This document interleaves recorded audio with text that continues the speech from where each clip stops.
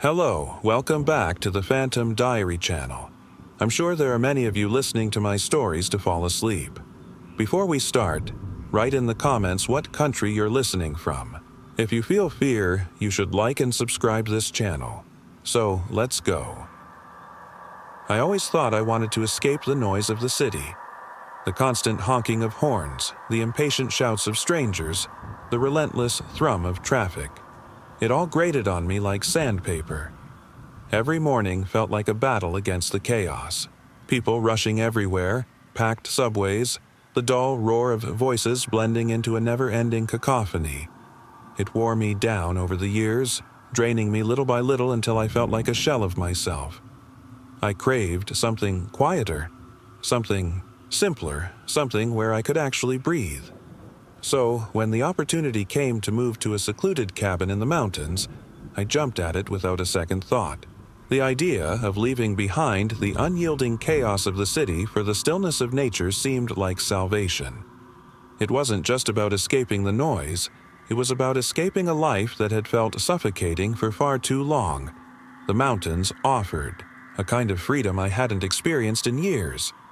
The cabin itself wasn't much to look at, small and weathered with faded wood siding and a creaky porch, but to me, it was perfect. It sat nestled at the edge of a dense forest with towering pine trees that swayed gently in the breeze. The air was crisp and clean, carrying the earthy scent of moss and bark. It felt like the kind of place where time slowed down, where the world didn't demand anything of you.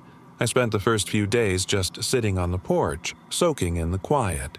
It was almost unnerving at first, the lack of sound, but soon it became comforting. The silence wasn't empty. It was alive with the subtle rustle of leaves, the distant chirping of birds, and the occasional soft howl of the wind.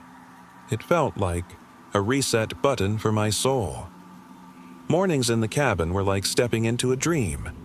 I'd wake up to sunlight streaming through the windows, painting the walls in warm golden hues.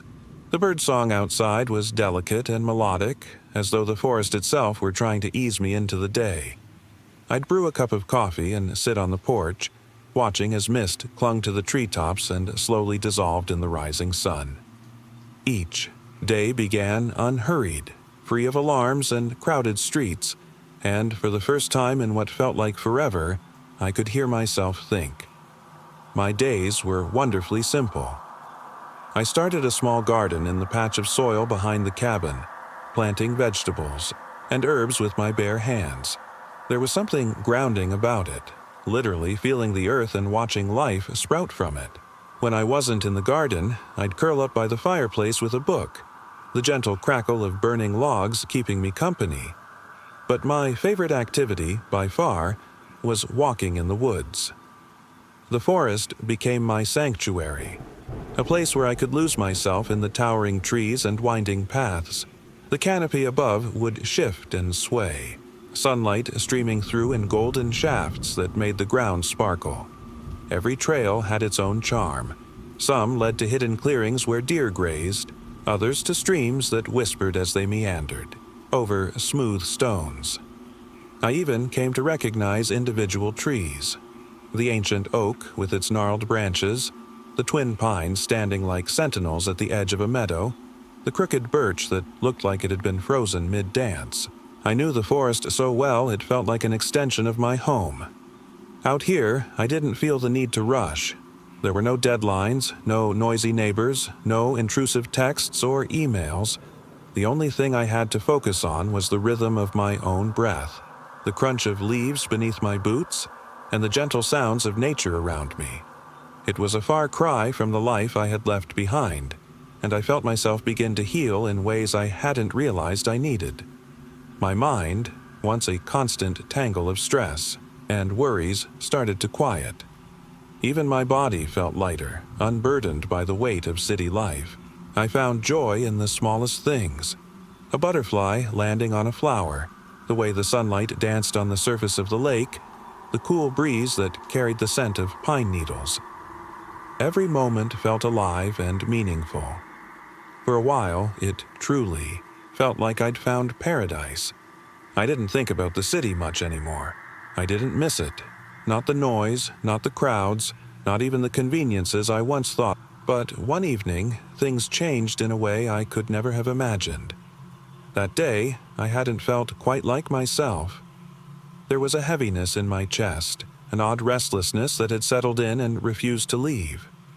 Maybe it was the isolation, the quiet solitude that had once felt like a blessing, but now seemed to press against me like an invisible weight. Or maybe it was something else, a subtle shift in the air, a whisper of unease that I couldn't shake. Either way, I decided that a walk might help. I'd always found peace in the woods, and I told myself that a few deep breaths of the cool mountain air would be enough to clear my head. By the time I stepped out of the cabin, night had already fallen. The moon hung low in the sky, its silvery light casting long shadows across the forest floor. I didn't mind the darkness. It was familiar to me now. I had walked these trails so many times that they felt like second nature. Even without a flashlight, I knew every twist and turn, every root and rock. The forest, with its towering pines, and the soft rustle of leaves, had always been a source of comfort, a sanctuary where I could let my mind wander. But that night, something felt different. The air was colder than usual, sharp enough to sting my skin as I walked. The trees, normally swaying gently in the breeze, stood unnaturally still, their branches like skeletal arms reaching toward the sky. And the silence. Oh, the silence. It was unlike anything I had ever experienced. It wasn't the usual calm, peaceful quiet of the woods. This was something else, something oppressive. It was as if the forest itself was holding its breath, waiting for something to happen. I tried to shake off the feeling, convincing myself that it was just my imagination running wild. After all, I'd been living alone for months now, and it was only natural to feel a little on edge every now and then. But as I walked further down the trail, the unease only grew stronger, clawing at the edges of my mind. And then I heard it. A sound sliced through the stillness, a sharp, shrill honk that echoed through the trees. It was the kind of sound you'd expect from a toy horn or a clown's klaxon, loud and jarring in the quiet night. I froze, my heart thudding in my chest. My eyes darted around the dark forest, searching for the source of the noise, but there was nothing. Just shadows and the faint glimmer of moonlight filtering through the canopy. I stood there for what felt like an eternity, straining my ears, my breath coming in shallow gasps. And then it came again. Closer this time. The same sharp honk, loud and unmistakable. My pulse quickened, a cold sweat breaking out on the back of my neck. There was no reason for anyone to be out here, not this far into the woods, and certainly not at this hour. I couldn't explain it, but something about the sound filled me with an inexplicable dread. I told myself it was nothing. A prank, maybe, or just my mind playing tricks on me. But even as I tried to rationalize it, my instincts screamed at me to turn back. I pushed forward anyway, each step feeling heavier than the last. My pace slowed as the path narrowed, the trees crowding closer together as if they were trying to keep me out. And then I saw it. Hanging from a low tree branch just a few feet ahead of me were balloons. Bright, colorful balloons swaying gently in the night breeze. They looked bizarrely out of place, their cheerful hues stark against the dark, shadowy backdrop of the forest. My breath caught in my throat as I took a step closer, my mind racing to make sense of what I was seeing. Who would bring balloons out here? And why? The forest was miles away from any town or house, and I hadn't seen another soul in weeks. The sight of them sent a chill down my spine, not because of what they were, but because of what they represented. Proof that someone, or something, had been here recently. I stepped closer, my eyes scanning the area for any other signs of movement. The balloons were tied neatly to the branch with bright red string, their glossy surfaces reflecting the pale light of the moon. They bobbed slightly in the breeze, their movements unnervingly rhythmic, as if they were being pulled by invisible hands. I reached out to touch one but stopped myself. a sudden wave of nausea rolling over me. Something wasn't right. The silence, the honking, the balloons. It all felt wrong, like pieces of a puzzle that didn't quite fit together. My pulse was racing now, every nerve in my body screaming for me to leave, to turn around and head back to the safety of the cabin. But before I could move, I felt it. A presence. Something. Watching me, just beyond the edge of the light. I felt a chill creep up my spine, cold and biting, as though the very air around me had turned to ice. The uneasy silence that had settled over the forest now felt suffocating, pressing against me from all sides. It was as if the trees themselves were alive, their towering forms leaning in closer, watching, waiting. My heartbeat thundered in my chest, each pulse loud and insistent, as though trying to warn me of something I couldn't yet see. The darkness, once familiar and comforting, now felt alien, the shadows deeper and more menacing than they had any right to be. I told myself to stay calm, but the hair on the back of my neck stood on end, a primal instinct screaming that I was not alone. I turned to head back, my pace quickening with every step. The urge to get out of the forest grew stronger with each crunch of leaves beneath my boots. My breath came faster, the cool air stinging my lungs. My hands, clenched tightly at my sides, felt clammy despite the cold. I tried to convince myself it was nothing, that I was overreacting. But the gnawing dread in my gut refused to be silenced.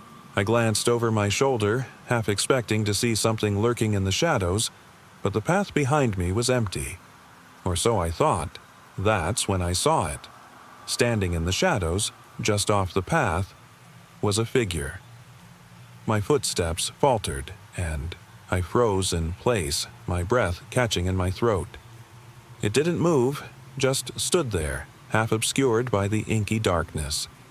At first, I thought it might have been a trick of the light, some odd arrangement of branches and shadows forming a vaguely human shape. But the longer I stared, the clearer it became. This was no illusion. It wasn't an animal either. It was tall, unnaturally still, and unmistakably human. A sharp, shrill honk shattered the silence, breaking through the night like a blade. My entire body tensed as the figure raised its arm.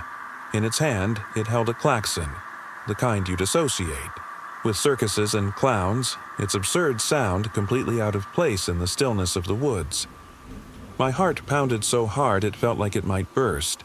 The figure pressed the horn again, the sound grating and jarring, echoing through the forest like a mocking laugh. I stumbled backward, my legs shaking beneath me.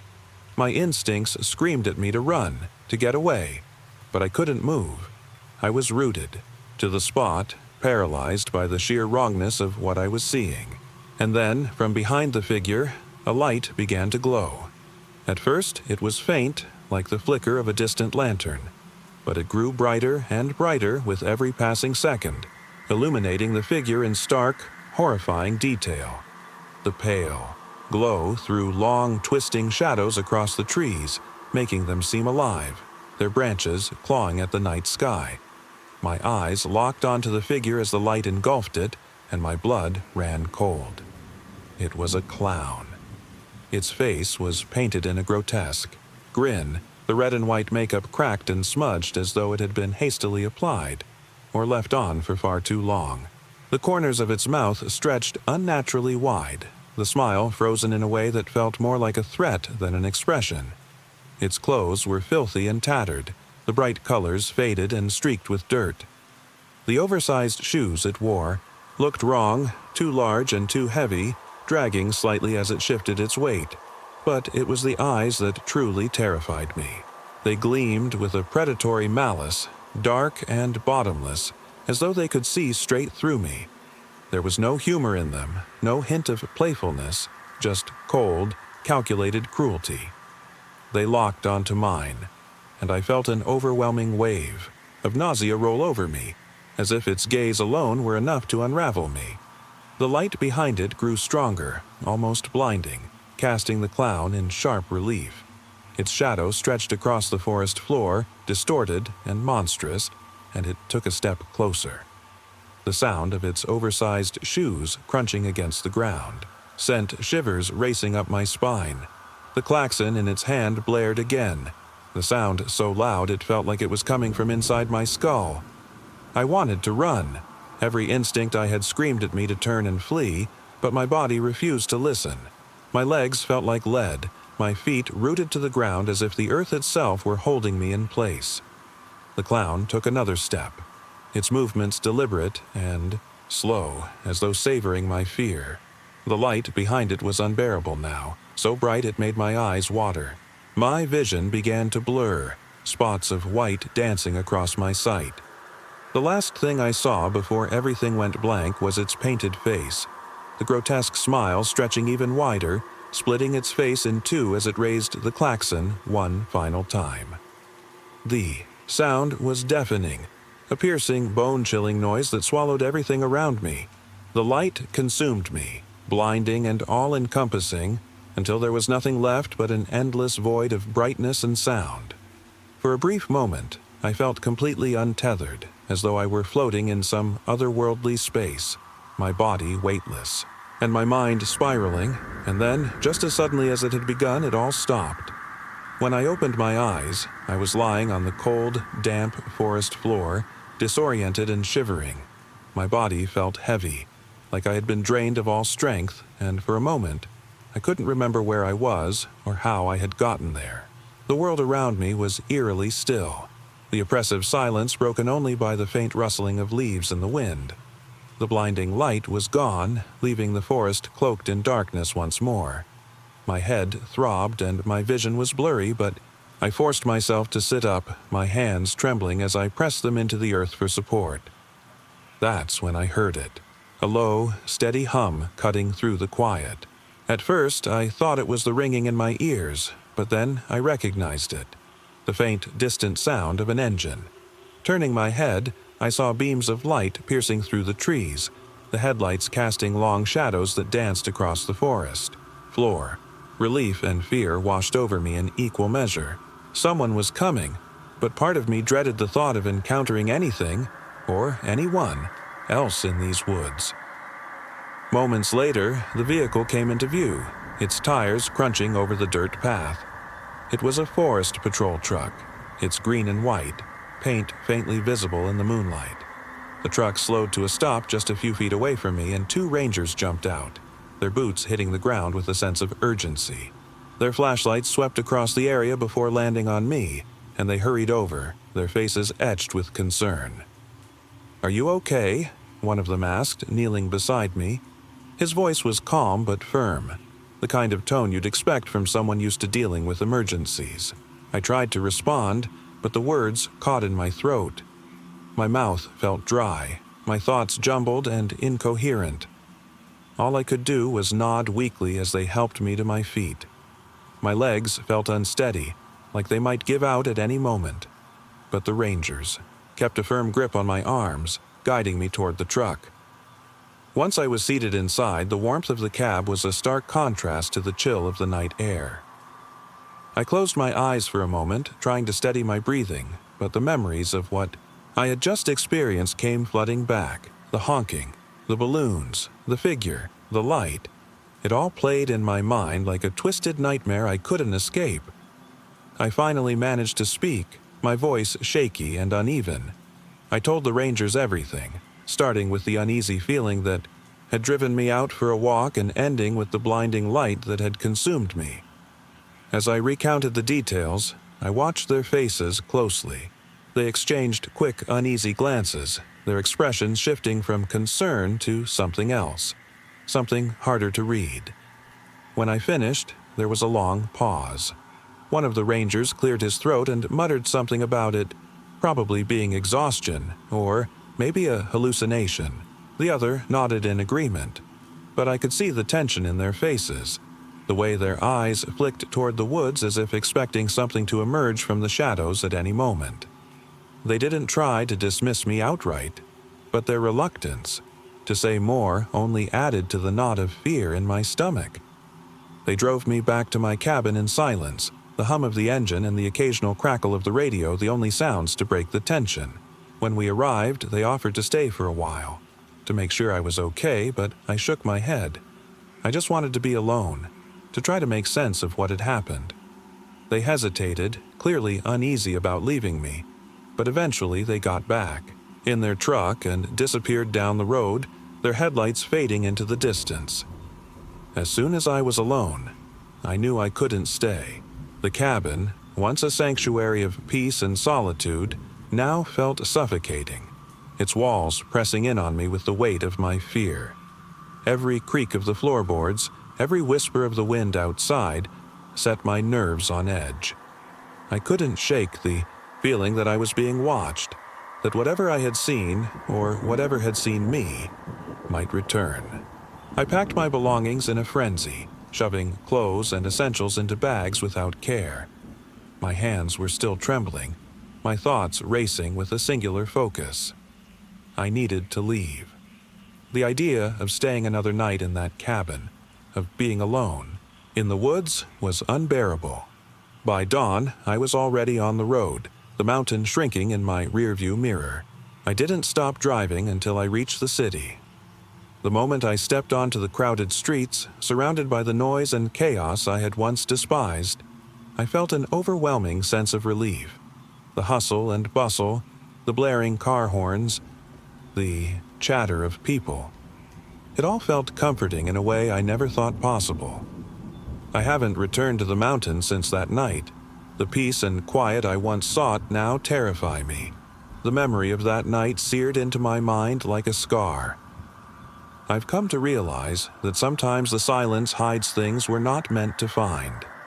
And in those moments, I'll take the chaos of the city over the stillness of the woods every single time. We were excited for the weekend. A camping trip deep in the woods was exactly what we needed to escape city life. The forest was dense and quiet, the kind of quiet that made you notice your own heartbeat. We found a clearing off the beaten trail, set up camp, and spent the first evening laughing by the fire. The woods around us seemed still, almost unnaturally so, but we brushed it off. Just nature, we thought. That night, I woke up suddenly. It was pitch black, save for the faint glow of embers from the dying fire. At first, I thought it was the wind, but then I heard it, crunching leaves slow and deliberate just beyond the campsite. My heart raced as I strained to listen. The sound circled the tents, but I couldn't see anything through the thick canvas. I stayed frozen until it stopped entirely. When morning came, I convinced myself it had to be an animal. We decided to hike deeper into the forest the next day. The trail grew narrow, the trees more twisted, their branches stretching overhead, like gnarled fingers. I began to notice strange things, claw-like scratches on tree trunks, small piles of rocks stacked in odd formations. I pointed them out, but my friends brushed it off as some previous hikers messing around. At the farthest point of the hike, we came across something unsettling. A small, rotting wooden shack, barely standing amidst the overgrowth. It looked abandoned, with vines creeping up its sides and a broken window near the top. A strange smell wafted from it, earthy and metallic. None of us wanted to go near it, so we turned back toward camp, quickening our pace. I couldn't shake the feeling of being watched, like the trees themselves had eyes. That night, as we sat around the fire, the woods felt different. The stillness was gone, replaced by faint, far-off rustling. I joked about it being a deer, but no one laughed. We were all on edge. Suddenly, a loud snap echoed from the trees, so loud it sounded like a branch had been ripped in half. We all froze, shining our flashlights toward the sound. The beam caught nothing but dense forest, but something felt wrong, like the darkness itself was alive. We decided to call it a night, retreating to our tents.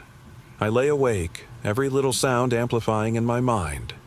Then it happened again. The slow, deliberate crunch of leaves, this time closer. It circled the tents, pausing every few steps. My pulse thundered in my ears. I whispered to my friend in the tent next to mine, asking if he was awake. He whispered back, his voice trembling. He heard it too. Suddenly, the sound stopped, replaced by something far worse, a low, guttural breathing. It was right outside my tent. I felt the weight of dread pressing down on my chest as the breathing grew louder, closer. I couldn't move, couldn't even scream. Then, in the faint moonlight filtering through the tent fabric, I saw it. A shadow, tall and thin, its head tilted unnaturally to one side. It lingered for a moment, then moved away toward the trees. When the first light of dawn broke, we packed up camp in record time, barely speaking. As we left the clearing, I looked back one last time and froze. There, on the edge of the woods, was the shadowy figure. It was standing completely still, watching us. Its head was tilted again, as though curious, and its body seemed slightly translucent, like it was fading in and out of existence. My friend grabbed my arm, pulling me forward, and I didn't argue. When we got back to the car, the tension lifted slightly, but none of us could shake the feeling of being watched. As we drove away, I glanced in the rearview mirror. Standing at the tree line, almost imperceptible against the darkness, was the figure. It hadn't followed us, but it was still there, watching, as if to say we had been allowed to leave. Even now, back in the safety of my home, I sometimes wake up at night with the faint sound of crunching leaves echoing in my ears. I know it's far from the forest, but I can't shake the feeling that whatever it was might still be watching. It was supposed to be just a fun weekend camping trip, a few days in the woods with friends to disconnect from the noise of city life. We had all the gear we needed: tents, sleeping bags, food, and a map. The plan was simple: find a nice spot, set up camp, and enjoy the isolation. The forest was deep, thick with trees that blocked out much of the sunlight. We found a secluded clearing far from any trails, perfect for our quiet retreat. The first night passed like any other camping trip. We sat around the fire, told stories, roasted marshmallows, and drank. The forest around us felt quiet, too quiet, but we ignored it. It was just the nature of being in a remote place, right? The chill in the air, the soft rustling of leaves, it was all part of the experience. I felt fine until I didn't. It started with a noise, a soft, crunching sound, like something walking through dry leaves. At first, I thought it was an animal, maybe a deer or a raccoon. But the sound wasn't random. It was deliberate, rhythmic. It came from the edge of the clearing, where the trees started to thicken. I glanced at my friends, but they were busy with their conversation, oblivious. I tried to shake it off. I was just being paranoid. Later that night, as I lay in my tent, the noise came again. Crunch. Crunch. Closer this time. I held my breath, straining to hear. The sound stopped and everything went still. My heart pounded in my chest. I forced myself to relax, but I couldn't shake the feeling that someone, or something, was out there, watching. I didn't tell my friends. They'd just brush it off as wildlife, and I didn't want to sound foolish. So I stayed quiet. The night stretched on, but sleep didn't come easy. By morning, the tension had faded a little. We packed up and went for a hike. The sun filtered through the trees, casting long shadows on the forest floor. The air smelled of earth and pine, but something felt off. I couldn't stop looking over my shoulder. It was the same sensation I had the night before, like I wasn't alone. We reached a small stream and stopped to rest. As I sat on a rock, I noticed something strange. At the edge of the woods, between the trees, there was a figure, a tall, dark shape, standing motionless. I squinted, but when I blinked, it was gone. I quickly turned to my friends, but they were all talking, unaware. I said nothing. Maybe it was just my imagination. When we returned to camp, I tried to push the weird feeling aside. That night, though, everything changed. We were around the fire again, the flames casting flickering shadows across the trees. The night was still, the air cold. I don't know how to describe it, but the atmosphere had shifted. I felt it in my bones, the heavy pressure of something wrong in the air. And then, without warning, there was a loud crash. The sound echoed. Through the trees, branches snapping, something large pushing through the underbrush. I froze. My friends jumped to their feet, eyes wide. Another crash, closer this time. It wasn't the sound of an animal. This was something deliberate, something big. We grabbed our flashlights, scanning the darkness. Then I saw it. Moving between the trees, barely visible in the shadows, was a figure. It was tall, unnaturally so, its limbs too long and thin. The shape of its body was wrong, like it didn't belong in this world. And its face, I couldn't make out details, but I saw its eyes. Two glowing red orbs staring right at us, locked on with an intensity that made my skin crawl. My friends were frozen, unable to move. I grabbed their arms and pulled them toward the tents. We stumbled, tripping over roots and rocks until we and finally made it back to the safety of our camp. We didn't dare go outside again. We huddled in our tents, terrified, too scared to even speak. The next morning, we packed up quickly. We couldn't leave fast enough.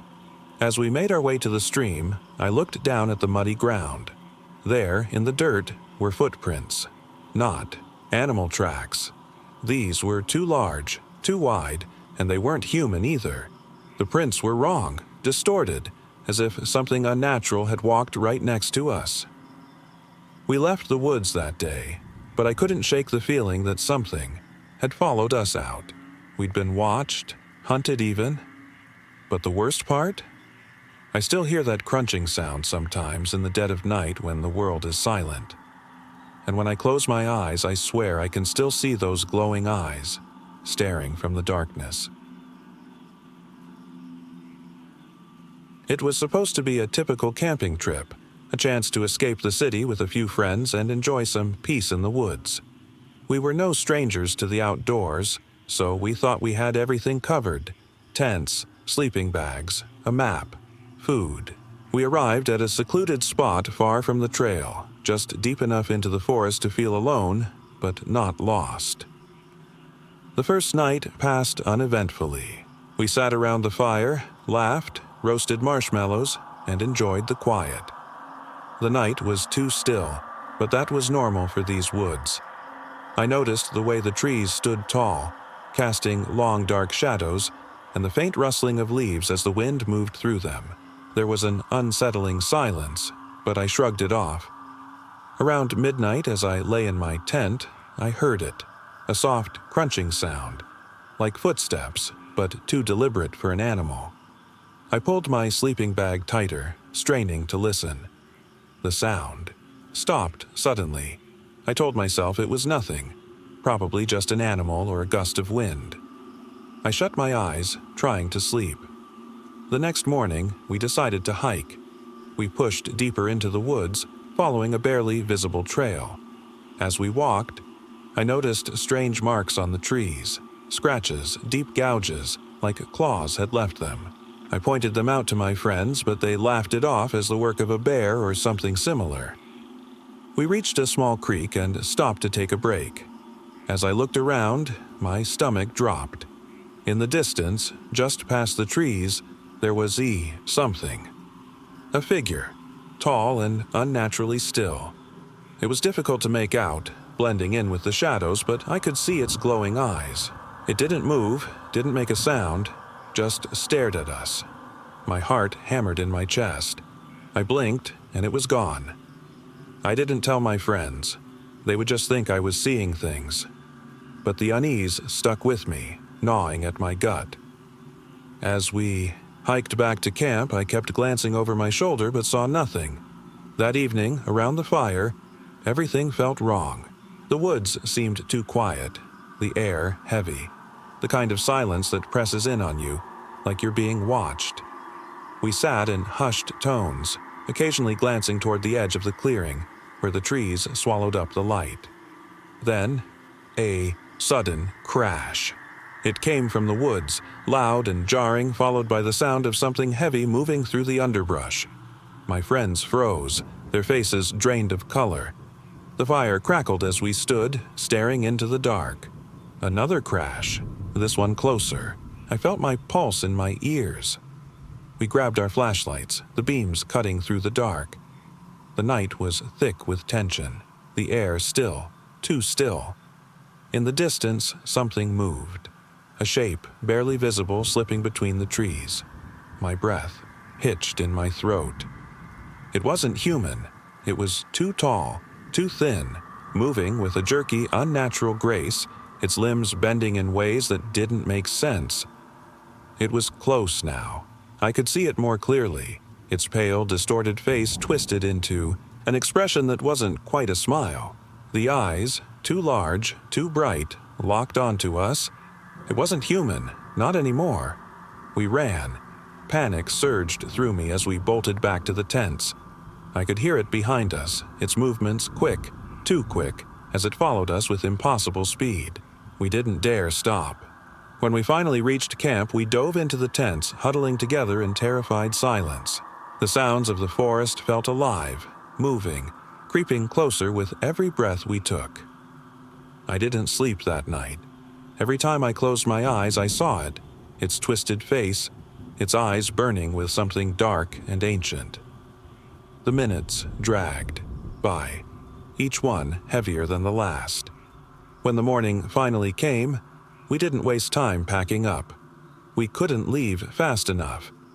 As we made our way back down the trail, I couldn't shake the feeling that we were still being watched. We reached the creek where we had rested earlier. I froze. There, in the mud, were the footprints. Bare, elongated, and twisted, impossibly large for any animal. They didn't match any human footprint either. The worst part, they led in the direction we had come from. They were following us. We didn't speak much as we left the woods. But even now, I can't escape the feeling that whatever we encountered is still out there, watching, waiting. It wasn't just a ghost or some forest creature. It was something else, something that had no place in the world of the living. And I wonder, every time I close my eyes, if it's still out there, still following, waiting for the next group to wander too far into its domain. My friends and I were experienced campers, so we were confident this would be a peaceful retreat. We set up camp in a secluded spot deep in the woods, far enough off the trail that we wouldn't be disturbed. The trees here were dense, their branches heavy with moss, casting everything in an eerie twilight even in the middle of the day. The first night was uneventful, just the usual sounds of the forest, the rustling of leaves, the occasional hoot of an owl. We sat around the fire, laughing and telling stories. But around midnight, the woods seemed too quiet. A heavy silence settled over us, one that felt unnatural. I tried to shake it off, telling myself it was just the isolation. But when I heard the first strange noise, I couldn't ignore it. A soft, crunching sound like footsteps on dry leaves came from the edge of the clearing. I turned to my friends, but they were still engrossed in conversation. I listened harder. It was definitely a footstep, but it wasn't like an animal. It was too deliberate. My heart raced. I stood up and scanned the trees, but saw nothing.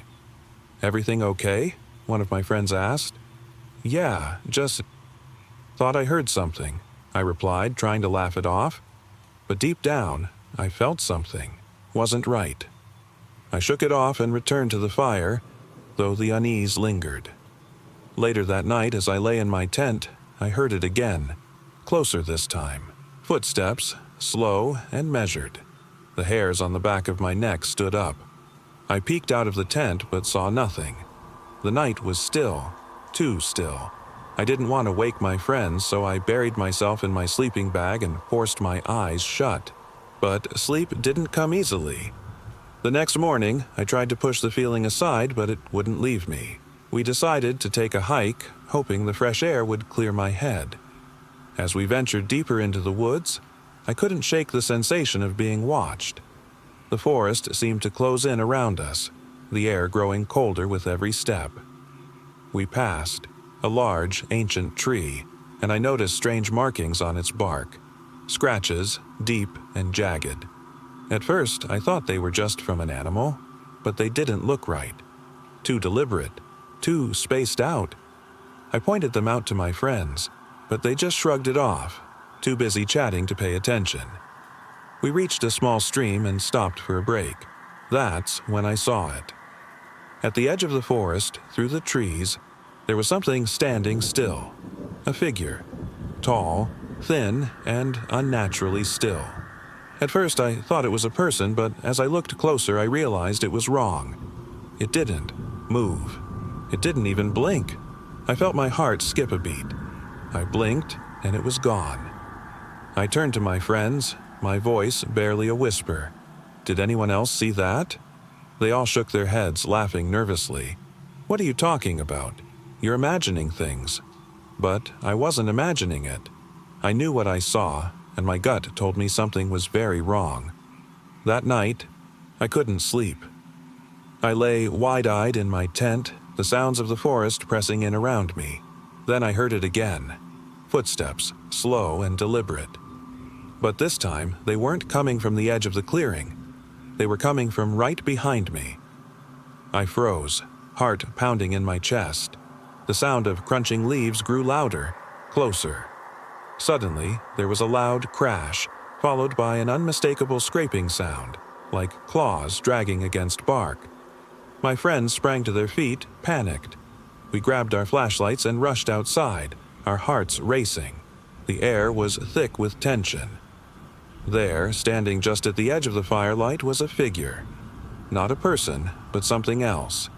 Too tall, too thin, its limbs stretching unnaturally.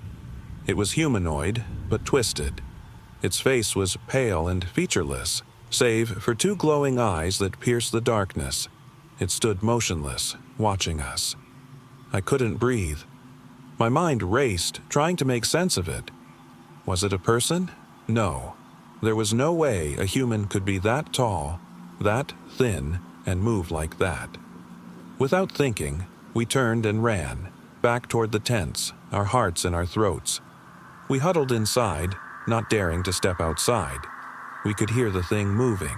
Around the camp, its footsteps slow and deliberate, circling us. The next morning, we packed up in a hurry, desperate to leave. As we walked back to the trail, I saw something in the dirt by the stream. Footprints. But they weren't human. They were long, elongated, like something with way too many toes. I stopped, my blood running cold. I turned to my friends. Look at this.